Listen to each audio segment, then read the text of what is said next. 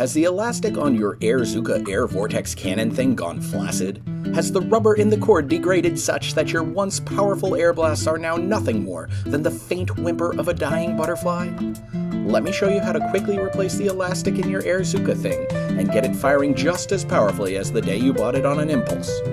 You're going to need some 1/8 inch elastic shock cord, scissors, a knife, and a lighter. Use the knife to pop out the 2 circular covers on the front of the Airzooka. They're just held in with clips. Then cut and remove the old cord. Take your new elastic cord and thread it through the loop on the membrane of the cannon. Then thread it through the hole on the rim of the front. Tie a figure 8 knot. Next, cut the cord a little longer than you'll need it to be. Use a lighter to melt a bit of the end to prevent it from fraying. Thread your cord through the other hole and tie another figure 8 knot. You'll need to play around a little bit to find the right length. Adjust the position of your figure 8 knot accordingly. Trim the excess cord from your knot and use a lighter to melt the end. Replace the circular covers and you're done. Congratulations! Now you have a powerful, fully functional vortex cannon and you're one step closer to utopia.